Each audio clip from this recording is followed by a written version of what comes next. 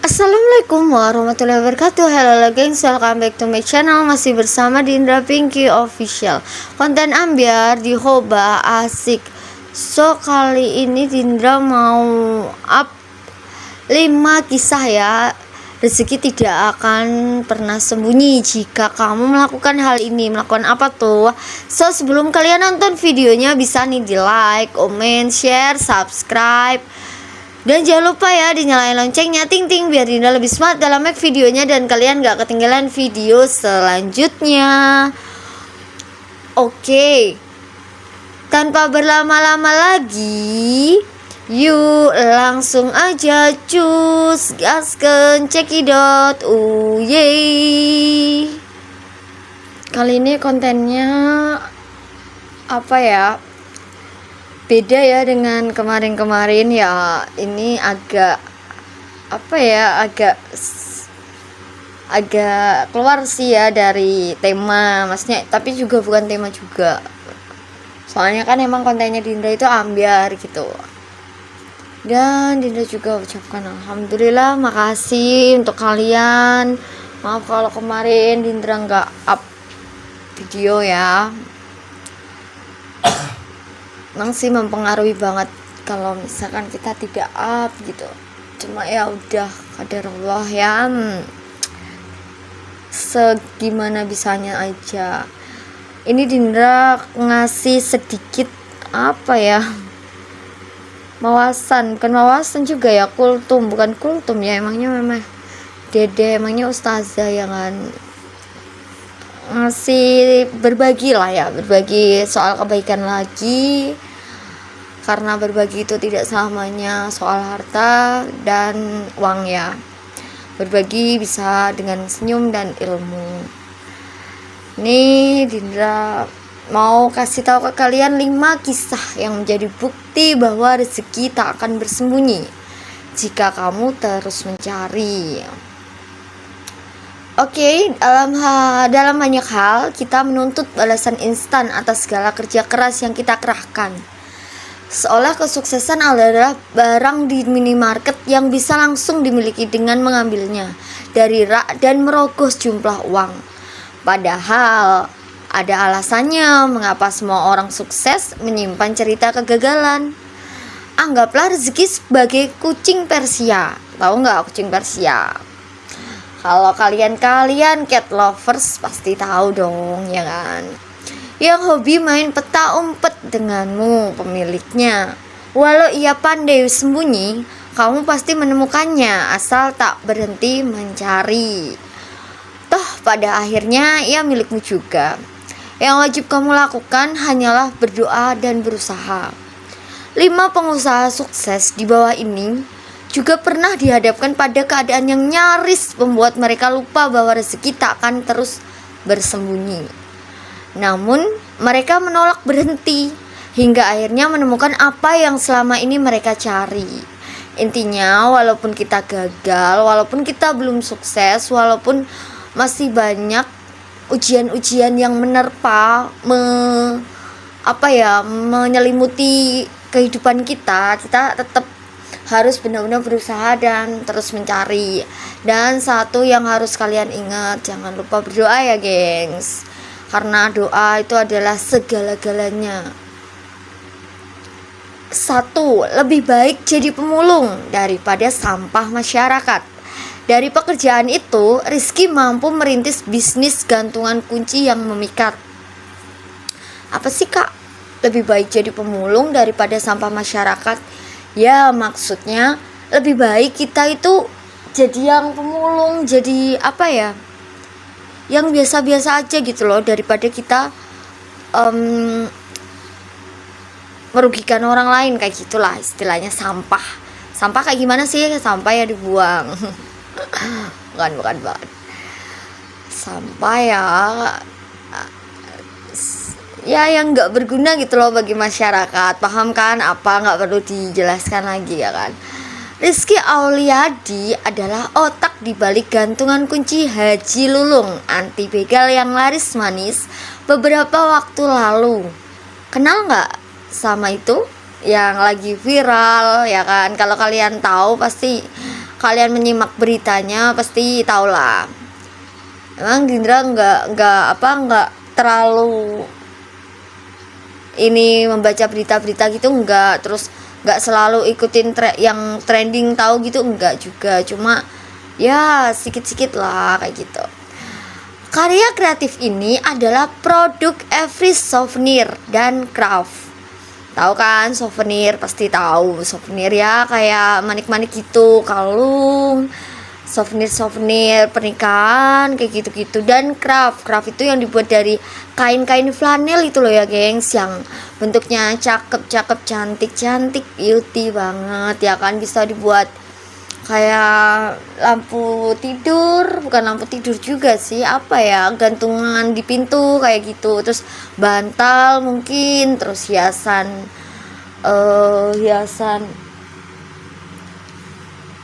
pulpen, pensil kayak gitu. Terus ada kayak kalau kita lebaran itu ada set ya kan, ada set yang di kerenjangnya itu ada kain flanelnya gitu loh, bisa bentuk Ropi mungkin, bisa bentuk Hello Kitty, terus bisa bentuk Pikachu atau karakter-karakter lainnya yang imut-imut dan lucu-lucu kayak yang nonton ini. Oke, lanjut lagi ya. Perusahaan milik Rizky. Souvenir dan craftnya tadi perusahaannya milik Rizky. Bisnisnya sendiri bisa dibilang mapan. Pesanan terus berdatangan, termasuk dari Korea dan Brunei Darussalam. Namun Rizky sebenarnya lahir dari kondisi ekonomi non ideal. Jadi kondisinya itu benar-benar tidak ideal banget gitu. Maksudnya ya mungkin serba pas-pasan, serba kekurangan gitu. Tapi ya gengs, walaupun kita serba kekurangan, serba belum cukup atau belum sukses, tapi kita harus selalu mensyukuri apapun itu yang diberikan Allah Subhanahu wa taala. Ya meskipun Dindra belum sepenuhnya bisa menerapkan, tapi setidaknya adalah pelajaran dari bersyukur itu yang bisa kita ambil dan bisa kita lakukan sedikit demi sedikit, lama-lama menjadi bukit. Betul gitu gengs. Dari SMP sampai SMA ia harus Dari SMP sampai SMA ia harus mengamen demi uang tambahan. Ia pun pernah bekerja sebagai kuli pikul, pedagang pulsa eceran, sampai pemulung sampah.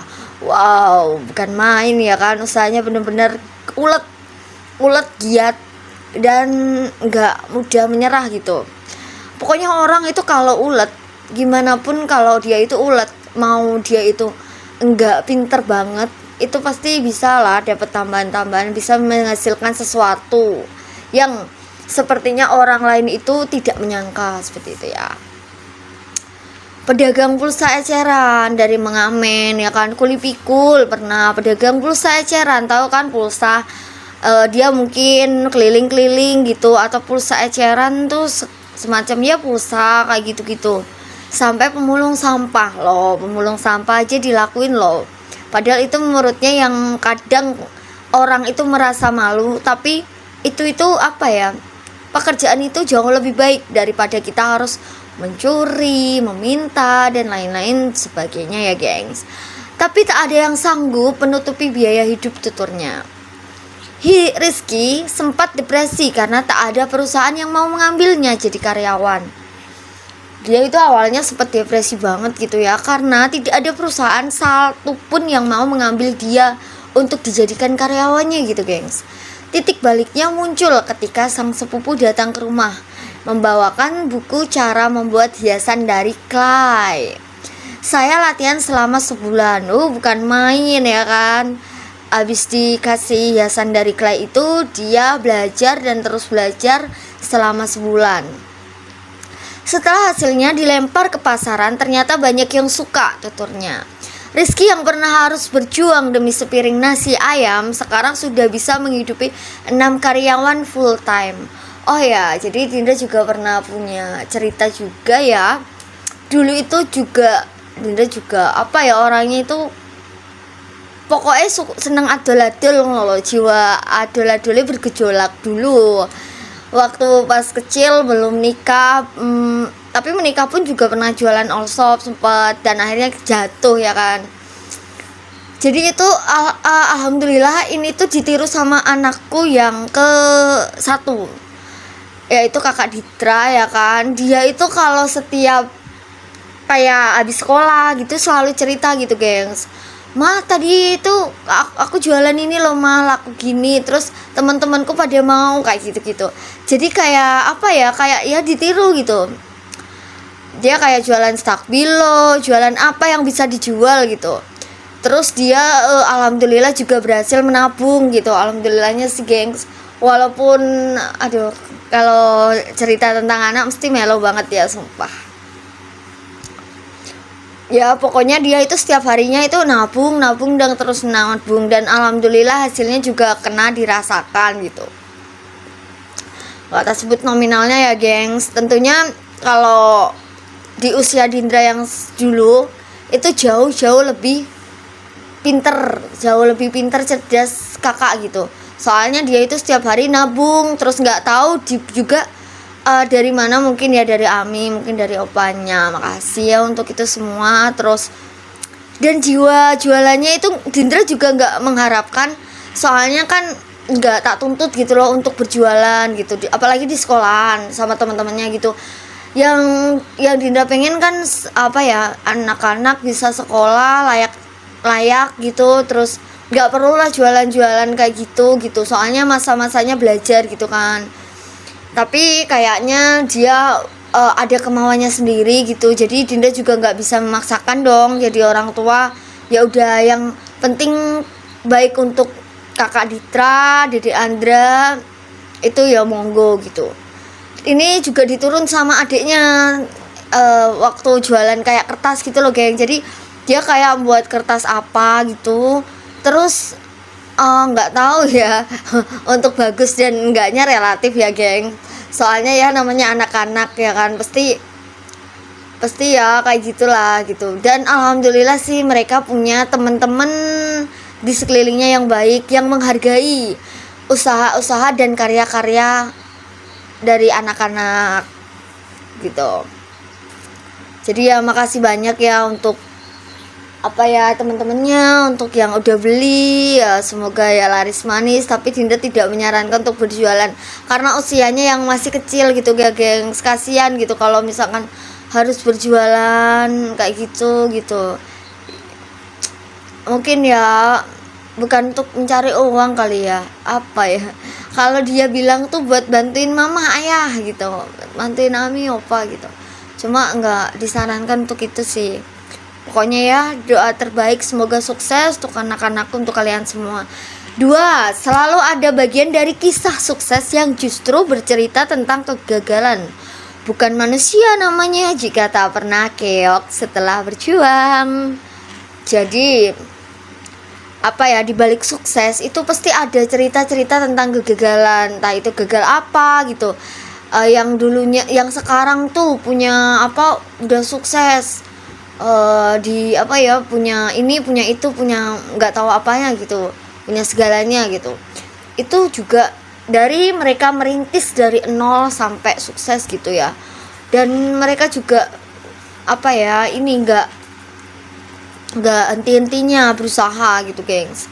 Terus ini diaminin benar oleh Dedi Indrawan, pengusaha asal Jogja yang berbisnis online di bidang spray dan bed cover. Setelah usaha pertamanya tutup dan dirinya terancam tak mampu melunasi hutang, Dedi dan istrinya Dani memutar otak untuk mencari sumber pengeluaran baru. Jadi karena dia itu banyak utang gitu ya yang harus dilunasi, akhirnya ini Pak Dedi dan istrinya, keluarganya ya kan, benar-benar memutar otak untuk mencari gimana sih caranya biar bisa melunasi hutang, gimana sih caranya biar bisa dapat income lagi dari mana aja gitu. Apalagi mereka juga punya 2 buah hati. Sama dong kayak kita, 2 buah hati nggak tuh, udah lengkap ya kan. Tinggal menjaga dan mencukupi, memberikan kelayakan lah untuk mereka ya kan. Ide brilian Dedi dan Dani datang ketika mereka hendak pergi tidur. Kenapa tidak menjual spray dan bed cover saja di internet? Biaya produksi dapat dipotong karena kita tidak harus menyewa toko. Biaya marketing pun bisa ditekan karena Dedi bisa mengandalkan online marketplace-nya saja. Ia tinggal mendaftarkan tokonya secara cuma-cuma. Nah, sekarang ada tips ya, ada cara yang lebih hemat, yang lebih mungkin kalian bisa mungkin kalian bisa mencobanya gitu. Sekarang kayak di Shopee, di Bukalapak atau dimanapun itu kalian bisa kayak menyewa toko gitu loh gengs. Jadi kalau bayar kayak gitu mungkin kalau pas udah ada ratingnya kali ya, udah ada kayak yang beli banyak kayak gitu, mungkin seperti itu. Tapi setidaknya itu gratis kan, nggak harus kita menyewa ruko dulu terus harus banyak-banyak beli itu barang-barangnya kayak gitu. Jadi kita hanya menyiapkan foto gitu, terus harus rajin memposting, menawarkan, mempromosi kayak gitu-gitu geng. Jadi nggak usah modal dulu gitu, itu juga bisa dilakukan ya. Dulu juga di Allshop kayak gitu, jadi modal foto doang, nggak ada modal barang sekalipun gitu. Jadi kita nggak beresiko, mau itu nggak dibeli, mau itu dibeli, mau itu kapan dibelinya, itu nggak resiko banget buat kita. Soalnya kita hanya menyiapkan foto dan barangnya itu nggak ada gitu. Jadi kalau ada orang mesen ya langsung kita larikan gitu geng.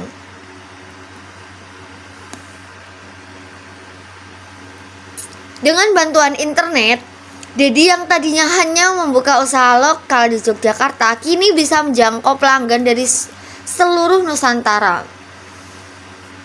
Jadi manfaat internet itu ada banyak sekali ya gengs. Dari yang maunya kita nggak kenal sama orang Sabang sampai Merauke, jadi kita itu lebih luas gitu silaturahminya, kenalannya, terus customernya kayak gitu. Kalau kita hanya jualan di real aja tanpa kita berpromosi di dunia maya ataupun internet, kan sekarang globalisasi ya, zaman-zamannya canggih internet, HP semua semua jadi model utama gitu kan. Jadi ya sayang banget kalau punya internet tidak digunakan untuk hal-hal yang menghasilkan gitu gengs. Jadi kayak dipromosikan, terus antar ada orang mana yang beli kayak gitu. Terus dengan gimana sih cara ngirimnya kak, kalau internet itu rumahku jauh kayak gini-gini, bisa transfer ya kan. Sekarang canggih, serba canggih semua gengs, tidak seperti dulu kan yang susah untuk mencari rekening ATM kayak gitu-gitu. Terus UHP juga susah, jarang yang punya. Sekarang kan semuanya dari kalangan manapun sudah pada punya gitu ya gengs, seperti itu.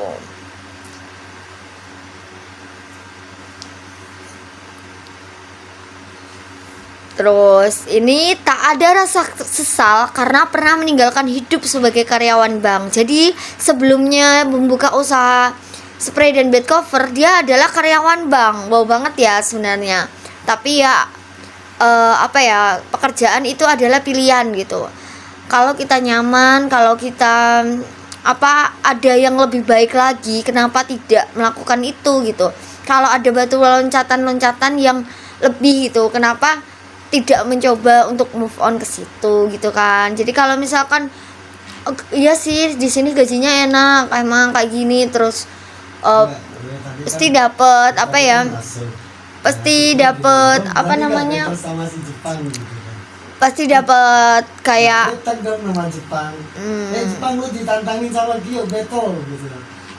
kayak misalkan kita harus nyari yang benar-benar menghasilkan buat kita gitu ya. Pokoknya ya bisa meninggalkan yang kalau dikategorikan itu mode enak lah, mode enjoy, udah benar-benar menghasilkan, terus kita move on dan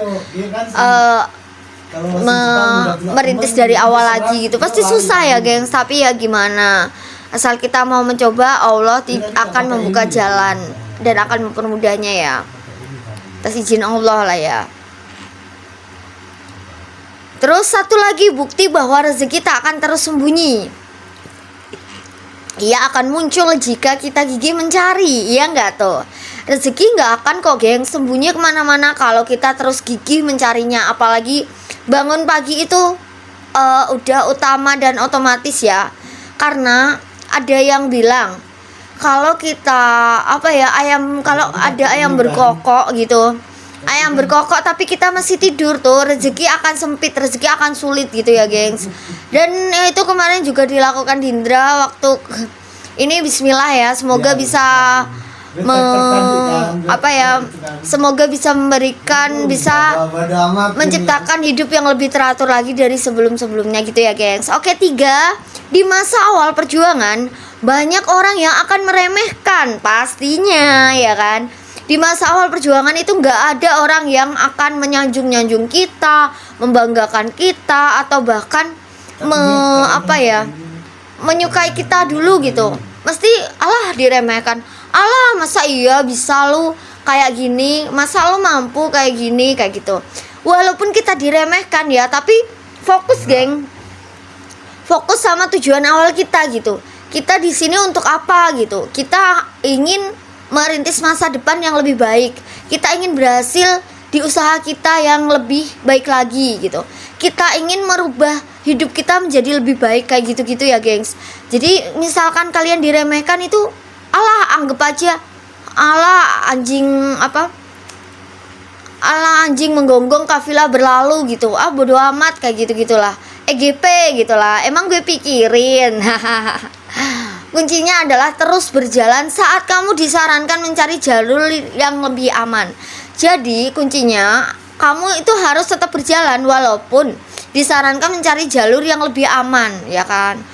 Dina Sri Agustin memegang keyakinan tersebut sejak ia masih tercatat sebagai karyawan perusahaan swasta. Sampai sekarang saat keuntungannya sebagai pengusaha telah mencapai 11 kali lipat pendapatannya sebagai karyawan. Dina yang bergerak dalam bidang wall sticker online adalah tulang punggung sebuah keluarga dengan satu anak. Ya ini mungkin udah single mom gitu, single parents gitu.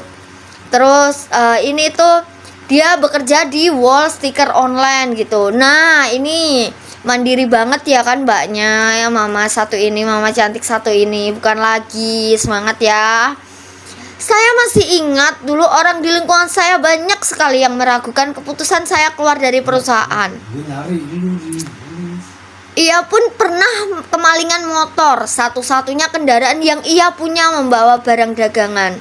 Bukan lagi ya gengs, udah gak punya suami, menghidupi satu anak. Dan dia pertama itu bekerja di perusahaan, terus dia memilih resign karena anaknya itu lebih penting daripada pekerjaannya, daripada usahanya, penghasilannya. Anak itu jauh lebih penting, aset berharga dan aset utama orang tua, ya kan, adalah anak. Pokoknya gimanain kalau udah sama anak udah deh nyaman, udah deh pasti ada aja jalan rezekinya, entah itu dari mana-mana gitu. Dan ini kasihan banget ya, dimalingin motor juga loh. Padahal motor itu satu-satunya geng. Coba kalian kalau jadi dia gimana? Pasti terpuruk, galau, sedih, merana, nangis kayak gitu ya enggak? Pasti ya.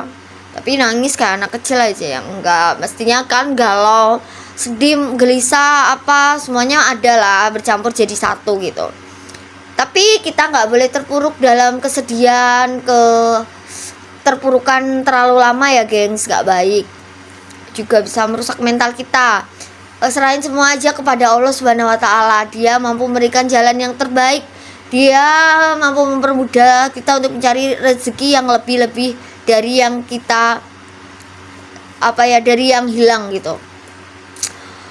Oke, setelah berkali-kali gagal merintis usaha, akhirnya ia memutuskan untuk fokus menjual wall sticker secara online. Wow, kira-kira wall sticker online banyak nggak sih diminati oleh customer gitu?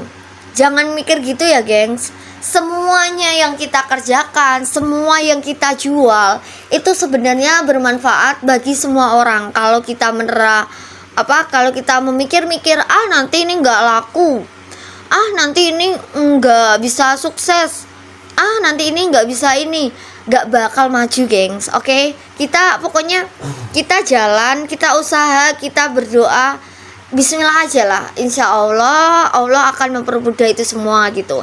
Insya Allah apa yang kayaknya nggak mungkin gitu, tapi setelah bilang kun fayakun, nah jadilah, akan terjadilah. Sukses. Sekarang perempuan asal Malang ini melayani pesanan dari seluruh pelosok Indonesia, dari Kalimantan sampai Sumatera. Dari hanya beberapa motif, Dina kini punya lebih dari 300 motif wall sticker di Tokopedia. Wih, mantep nggak tuh? 300 motif wall sticker loh. Jangan lupa ya kunjungi Tokopedianya. Semoga laris manis dan sukses. Sekarang saya sudah bisa kredit motor lagi. Oke, setelah kehilangan kemalingan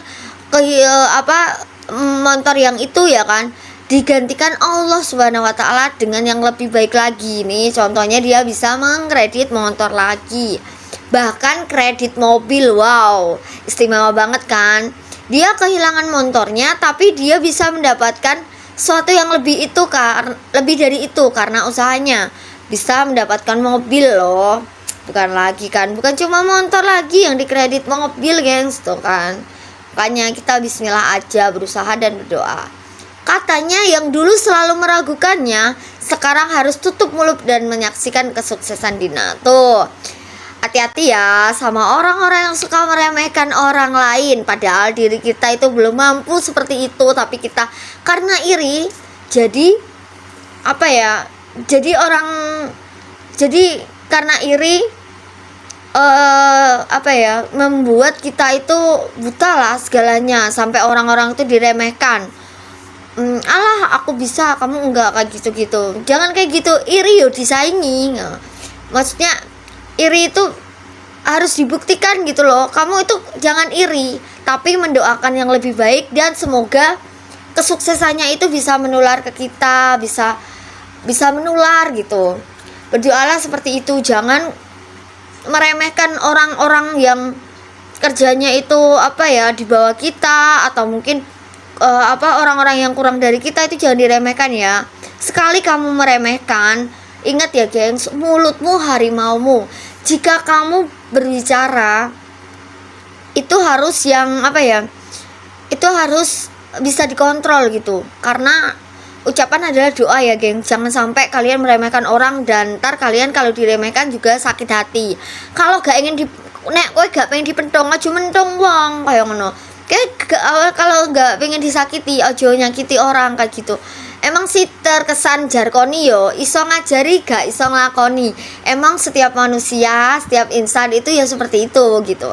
Kadang kita itu iso ngomong, iso ngajari, tapi kene dhewe iku susah untuk melakukannya. Tapi ya gitu, walaupun kita susah, tetap harus belajar dan terus belajar. Dulu Dindra kalau dimarahin kayak apa, dulu membantah sampai kepalaniku tak pecah gitu. Maksudnya bukan tak pecah ya, tak benturin ke tembok kayak gitu. Pokoknya dulu masa laluku wis kelam banget kayak gitu. Jadi nggak ada orang yang berani menyentuhku gitu dulu seperti itu. Tapi ketika aku belajar, udah berumah tangga ini, aku belajar, oh ya ternyata. Dan kebetulan Pak Su ini suami ini yang bisa meredam gitu. Jadi nggak mungkin kan aku kayak berani kasar dan mukul suami, kan nggak mungkin ya kan. Dari situlah aku belajar gitu. Oh ternyata kita cukup diam aja dan berdoa, insya Allah akan ada jalan kayak gitu. Meski susah ya geng, susah tenan rek. Rezeki memang tak kemana, tapi takkan mengetuk pintumu juga kalau tak berusaha. Lewat bisnis organizer yang ia miliki, Rahajeng Diah Savitri membuktikan bahwa ketekunan adalah kunci.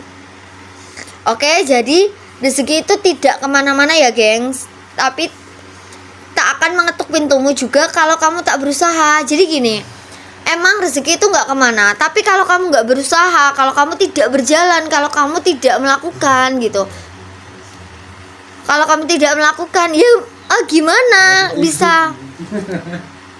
Enggak bang. Ya gimana bisa melakukan gitu? Ya gimana Allah bisa menyukseskan gitu kalau kamu sendiri diem di tempat gitu? Oke, ini lewat bisnis organizer yang ia miliki, Rahajeng Dia Savitri membuktikan bahwa ketekunan adalah kunci. Nah, Rahajeng Dia Savitri masih berusaha begitu belia.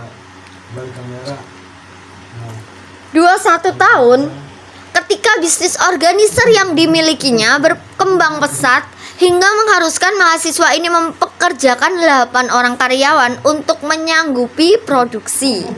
Lewat Tradisa, nama perusahaannya, Ajeng menghasilkan berbagai organizer untuk aksesoris, perangkatan olahraga, hingga bra dan kaos kaki, ya kan tuh.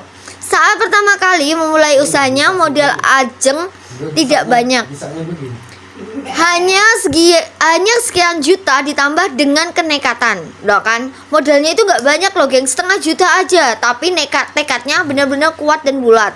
Karena itulah ia memilih model bisnis online. Selain berbiaya rendah, pemasarannya juga lebih efisien. Jangkauan pun jatuhnya lebih luas, katanya. Ketekunan adalah kunci Ajeng dalam mengembangkan usahanya. Selain itu, ia sebisa mungkin memperlakukan mereka layaknya keluarga. Ia tidak malu mengakui karyawan-karyawannya yang telah bekerja keras mengembangkan Radisa selama ini. Jika karyawannya merasa betah, Ajeng yakin perusahaannya akan berkah. Jadi, di sini kuncinya Mbak Ajeng apa ya, gengs? Adalah ketekunan. Dia tekun banget untuk mengerjakan usahanya, mengembangkan usahanya, ya kan? Dan karyawan-karyawannya itu bukan main. Biasanya karyawan-karyawan itu selalu direndahkan ya, selalu dianggap, kamu karyawanku, aku bosnya, aku yang mengatur segalanya, kamu cukup di bawahku, kayak gitu-gitu. Tapi ini enggak, gengs. Dia memperlakukan karyawan-karyawannya sebagai apa?